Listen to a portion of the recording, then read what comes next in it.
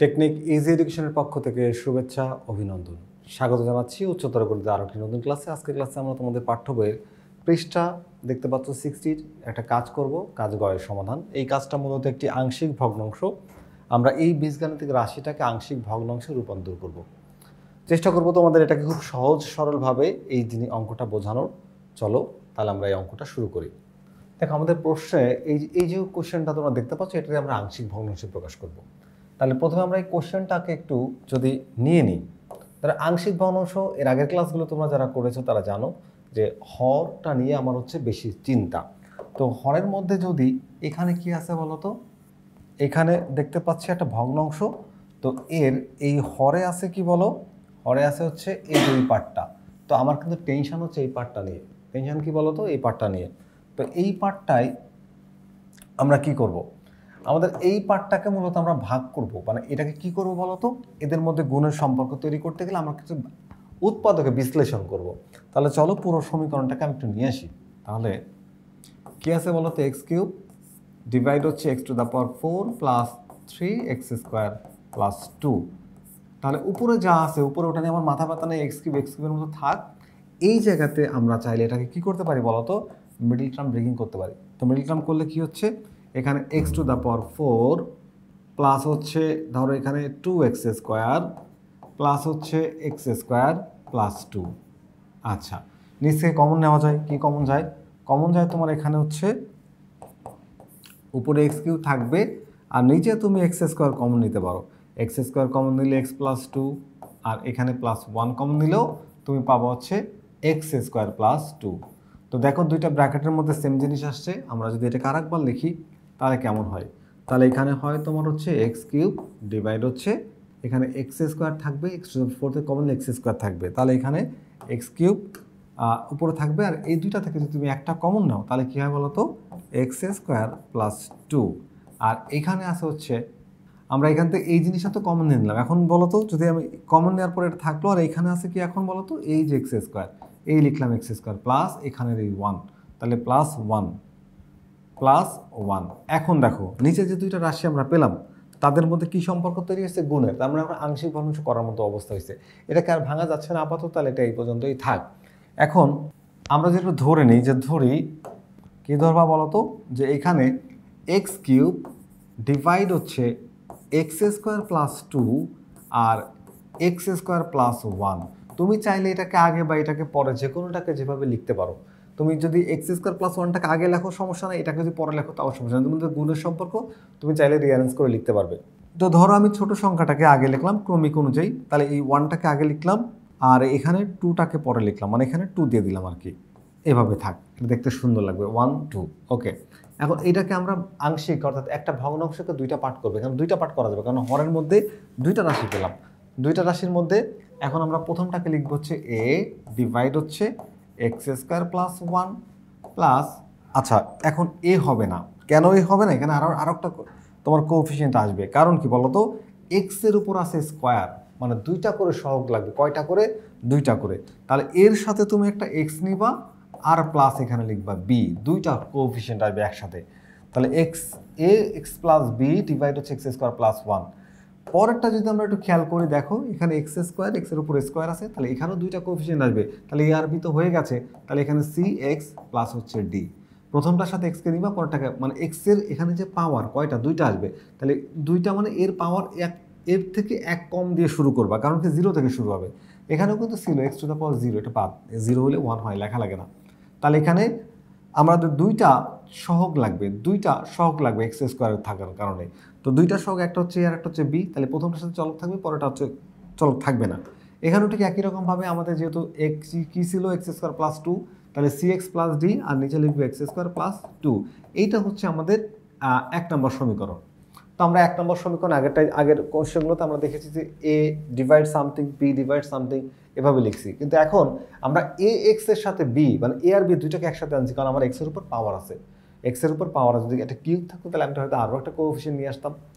এখন যেহেতু আমাদের হয়ে গেছে ইকুয়েশন 1 তৈরি করা, এখন থেকে আমরা যা করব তা হচ্ছে আগের নিয়মে। তো আংশিকের কতগুলো নিয়ম আছে বলছিলাম তোমাদের, যে আংশিকের এই হচ্ছে একটা নিয়ম, যেটা পাওয়ার থাকলে আমরা এইভাবে তাকে ভেঙে ফেলবো। এখন কোশ্চেনটা আমাদের আগের মতো, তবে একটু চেঞ্জ হতে পারে, কখনো কখনো আমাদের সহগ সমীকৃত করা লাগতে পারে। তো আমরা এখন কি করব, 1 নং সমীকরণকে কি করব, ওই যে বাম পাশের যেটা হর থাকে, সব অঙ্কের জন্য একই নিয়ম, বাম পাশে যেটা হর থাকে সেটা হচ্ছে x square plus 1 into x square plus 2 দ্বারা কি করব, গুণ করে। তো তুমি যখন এইটার সাথে গুণ করবা এক্স স্কোয়ার প্লাস 1 আর এক্স স্কোয়ার প্লাস 2, তাহলে এই পার্টটা আর এই পার্টটা পুরোপুরি কেটে যায়, পুরোপুরি কি হয়ে যায়, কেটে যায়। তাহলে নিচে কিছু থাকে না, উপরে শুধু থাকে এক্স কিউব। তাহলে এখানে লিখবো হচ্ছে এক্স কিউব। দাও ইকুইভ্যালেন্ট সাইন দাও, অর্থাৎ অবের চিহ্নটা দিয়ে দাও। এবার দেখো এখানে এই পার্টটা আর এই পার্টটা মিলে যায়, তাহলে এটা বাদ, এটা কি বাদ। তাহলে বি প্লাস এক্স এর সাথে গুণ হবে হচ্ছে এটা, আমি গুণটা করে দেখাই। এই যে B X into x square plus 2, আর এখানে প্লাস, সরি বি এক্স না, প্রথমে এ এক্স আসবে। এই যে এ এক্স এর সাথে প্রথমে এইটার সাথে এই পার্টটা গুণ করলাম, তারপরে কি হবে বি এর সাথে, এই বি এর সাথে গুণ করব এক্স স্কোয়ার প্লাস 2। এখন এই পার্টটা শেষ, এই অংশের কাজ শেষ হলো। এবার এই অংশে আসো, এখানে এক্স স্কোয়ার প্লাস 2 আর এক্স স্কোয়ার প্লাস 2 গুণ করলে এই দুইটা বাদ যাবে, যতটুকু মিলে যাবে ততটুকু বাদ যাবে। তাহলে এই এক্স স্কোয়ার প্লাস 1 প্রথমে সি এক্স এর সাথে গুণ হবে, তাহলে সি এক্স এর সাথে এক্স স্কোয়ার প্লাস 1 গুণ করো, তাহলে কি হয় বলো তো, এই C x into x square plus 1। এরপরে এই ডি এর সাথে গুণ হবে কি এক্স স্কোয়ার প্লাস 1, তাহলে ডি এর সাথে গুণ করো, তাহলে plus D into x square plus 1। এটা হচ্ছে আমাদের কয় নম্বর সমীকরণ বলো তো, 2 নম্বর সমীকরণ। তো এটা হচ্ছে আমাদের 2 নম্বর সমীকরণ। তো এখন এই সমীকরণ 2 আমি তো লিখলাম। আচ্ছা, সমীকরণ 2 লেখার পরে আমাদের এখান থেকে এ বি সি ডি এর মান বের করতে হবে। তো আমরা এটাকে বিভিন্নভাবে এর মান বের করতে পারি। দেখো এখন এর মান, যদি শুধু আমি এর মান বের করতে চাই, বি এবং সি এবং ডি কে 0 বানাতে হবে, অর্থাৎ বি সি ডি কে ভ্যানিশ করতে পারলে তুমি এর মান পাবা। একই রকমভাবে বি এর মান বের করতে চাইলে এ সি এবং ডি কে ভ্যানিশ করলে মানটা পাওয়া যায়। কথা হচ্ছে এরকম করে আমরা কিন্তু আগের অঙ্কগুলো করছি, কিন্তু এটাতে একটু ঝামেলা আছে। তুমি দেখো এক্স এর ভ্যালু 0 বসালে এটা 0 হয়, এইটাও 0 হয়, কিন্তু ডি আর বি কে তুমি একসাথে 0 করতে পারছো না, মানে একটা থেকে যাচ্ছে না, দুইটা থেকে যাচ্ছে। সেক্ষেত্রে দেখা যাবে যে বি আর ডি মিলায় এ পাশের একটা কিছু একটা আসবে, 0 আসবে। তো একটা সমীকরণ হতে পারে। তো আমাদের পরে কি করতে হবে, সহগ সমীকৃত করতে হবে। যেহেতু সহগ সমীকৃত করতে হবে, তাই এই সমীকৃত ব্যাপারটা আমি আগেই ক্লিয়ার করে দিই। মানে এই যে এখন যে ইকুয়েশন দেখতে পাচ্ছ, এটা একটা সিম্পলিফাই করবো, এটা সরল করে নিব। তো যদি এটাকে একটা সিম্পলিফাই করি, তাহলে দেখো লেফট সাইডে আমাদের তো আছে হচ্ছে এক্স কিউব। তো লেফট সাইডে আমাদের কোনো টেনশন নাই, শুধু এক্স কিউব।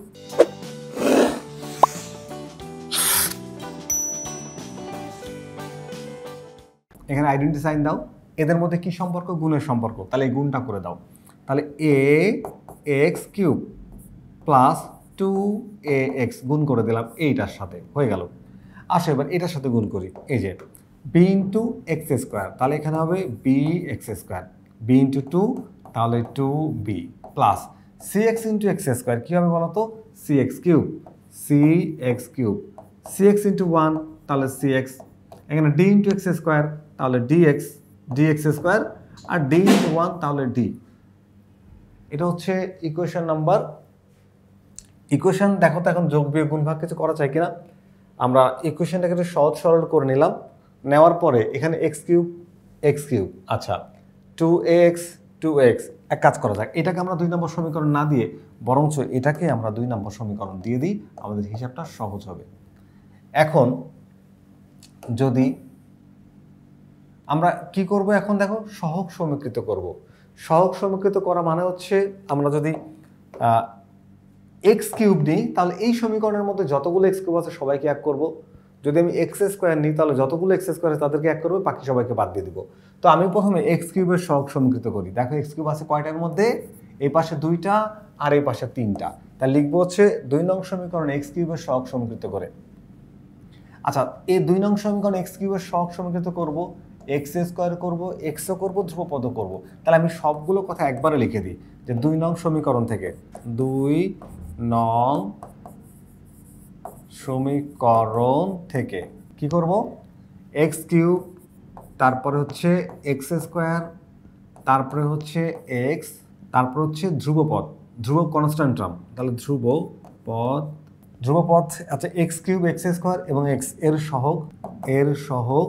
আচ্ছা এখানে একটু যথাক্রমে কথাটা লিখে দিই, যথাক্রমে মানে পরপর, যথাক্রমে x cube x square x এবং এর সহগ ও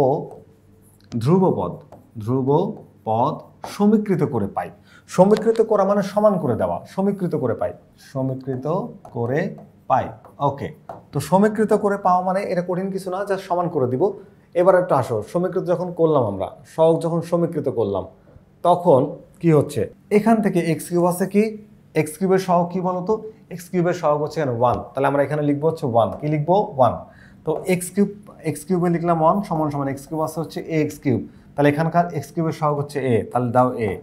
এবার এখানেকার এক্স কিউবের সহগ হচ্ছে প্লাস সি, তাহলে লেখা হচ্ছে প্লাস সি, কি লিখবা বলো তো, প্লাস সি। এটাকে ধরো 1 নম্বর সমীকরণ।